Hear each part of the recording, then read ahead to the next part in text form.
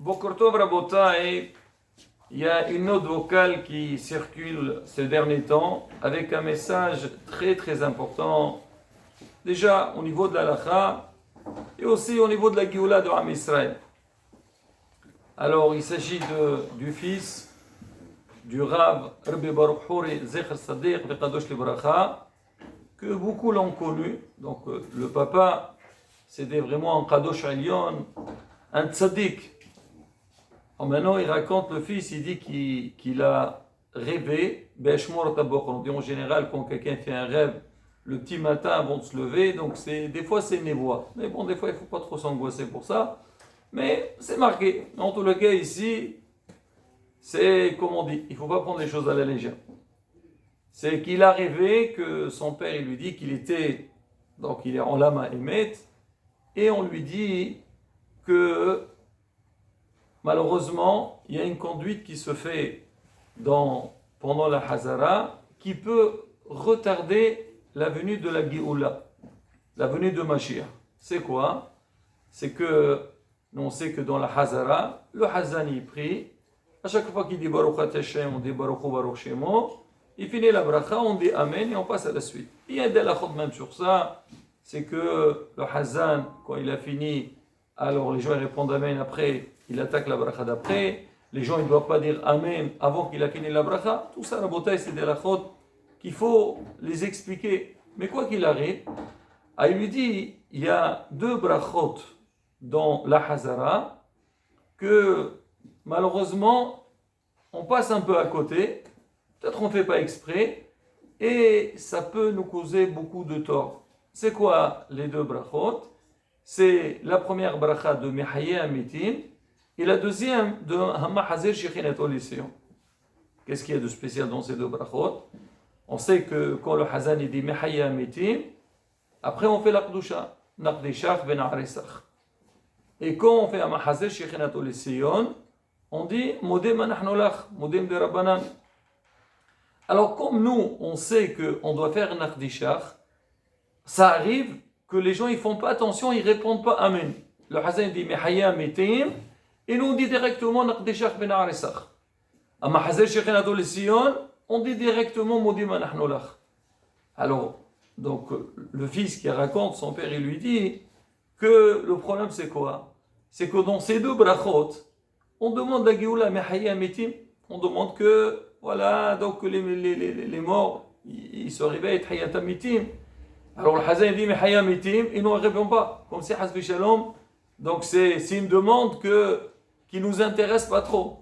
Hazir Shekhinat Oliseon, c'est que la Shekhina revienne à Tzion, c'est-à-dire qu'il y a la Géoula, la reconstruction de Beth HaMikdash, on ne répond pas Amen, on dit tout de suite Modim.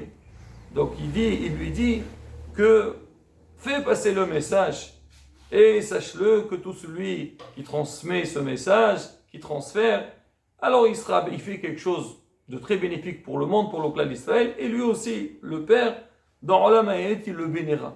Ça c'est le rêve en gros. Mais quoi qu'il arrive, donc de là on voit quelque chose de très important, c'est le Hanyan de faire attention. Donc quand le Hazan, il finit la bracha, de répondre Amen, et après passer à la suite. Bémet, bon, comme tout le monde, j'ai reçu moi aussi ce message. Hier j'ai dit, je vais essayer de voir ce que vraiment c'est quelque chose de concret ou pas. Et c'est vrai. J'ai vu quand je dis Mehaye Amitim, il y a des gens tout de suite, Naqdishach ben Aresach. Tout de suite on dit Modim, parce qu'on sait qu'on a quelque chose à faire. Rabotai, alors quand on entend ce genre de message, il y a des fois des gens qui te disent oui, aujourd'hui, vous savez, les messages ça va dans tous les sens, et des fois c'est des rumeurs, c'est vrai, c'est pas vrai. Rabotai, les mots que je viens de dire et le message que tout le monde a entendu, on a vu la même chose il y a presque 500 ans. Déjà au niveau de la halakha, c'est rapporté. Je vous lis ce qui est marqué ici. Achot Yosef, il rapporte au sujet de Moudim. Il dit que les Hakamim ont dit que le Shah Sebour, quand il finit la bracha, il doit attendre un petit peu le temps que tout le monde réponde Amen pour faire la suite. Il dit Berkat Mahazir Shekhinat Oliseon, pour que les gens y répondent Amen. Il dit, et le Tzibour aussi, ils doivent attendre un peu avant de dire Modim. Shelo yokumrim amin modim. Alors, il parle pour ceux, même s'ils répondent, ils disent amin modim. Non, amin, sur Amahazir Shekhinatolesion. Après, on dit modim anachnu lach. Et il dit, c'est le prime Gadim qui dit ça, et il donne une raison, il dit pourquoi. Chaque fois qu'on répond Amen, on rapproche la Géoula et ça fait un grand travail dans le ciel. Comme c'est marqué chez Raboten Akhdoshim et aussi dans le Zohar Akadosh. Il dit, il faut voir ce qu'il dit le Shla Akadosh dans Maser Tamid, et il parle de ce Inyan-là, que celui qui répond Amen, c'est plus fort que même celui qui fait la bracha. Et après, alors il y a le fils du Shla HaKadosh. On connaît tous le Shla HaKadosh, c'est un Gaon Atzom, déjà son nom l'indique, le Shla, chez le Hot Abrit, HaKadosh, c'était un Kadosh, comme de Orahayim HaKadosh. Il y a quelques-uns dans le monde qui ont eu le titre de Kadosh. C'est un niveau qui est très très très fort. Alors il dit, Gam Sivra Aoumod, le fils du Kadosh, il a rapporté dans son livre, Besov Per Khasiri. Et il a mis un Ma'asé, une histoire qui est très profonde. Il y a un Hassid, il a rêvé que que si on ne répond pas Amen sur la bracha de Mahazir Shekhinat Sion, que c'est la bracha de la Géoula, on dit Mahazir Shekhinat Sion, que la Shekhina revient à Sion, le Beth Amikdash, la Géoula. Gorem arichot galut. Le fait qu'on ne répond pas Amen, la galoute elle se prolonge. Des fois on se pose la question, on dit pourquoi Mashiach n'est pas là. Et on ne se rend pas compte que des fois on est la cause. Bon, les gens ils ne savent pas, mais c'est pour ça qu'il faut avertir les gens. Et les gens il ne font pas attention à ça, malheureusement. Déjà Rabotai, j'ai tenu à expliquer un petit peu donc, le message qui est en train de circuler. Donc Rabotai, ce n'est pas une rigolade. Et en plus, il y a beaucoup qui n'ont pas compris, c'est en hébreu, donc nous, on le transfère en français. Mais de là aussi, on apprend quelque chose de très important à la bataille. Là, à qui on s'adresse? On s'adresse aux gens qui viennent à la synagogue. Alors on dit, regardez, il y a deux catégories. Première catégorie, c'est les gens qui répondent. On dit, faites attention.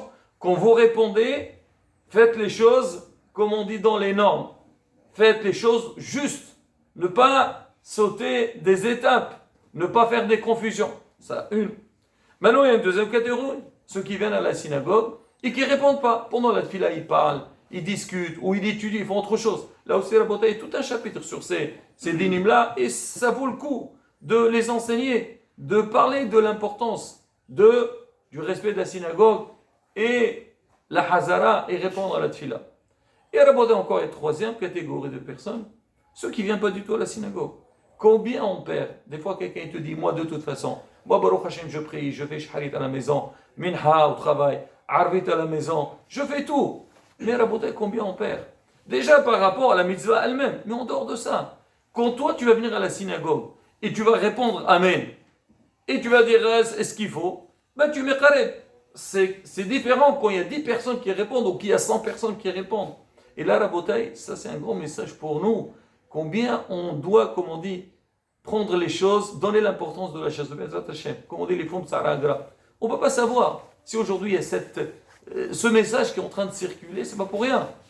On vient de dire, il y a 500 ans, il y avait pratiquement le même message dans un rêve. Combien la bataille, comme on dit, chacun il doit renforcer les autres. Et en plus de ça, la bataille, comme on dit, quand on est à la synagogue, il y a du monde. On prie, ça ne parle pas, et on répond. Il y a, comme on dit, il y a aussi une harmonie entre le Hazan et le Tzibour, une fila qui se passe dans les normes Rabotai. Combien ça peut faire plaisir à Kadosh Baruch Hu, et aussi à nous, qu'on vient prier, on voit une belle fila, on a envie de prier. Hashem Azar Deval Kochemo, Yichabel Filoten Berason, Amen, Ken Yerason.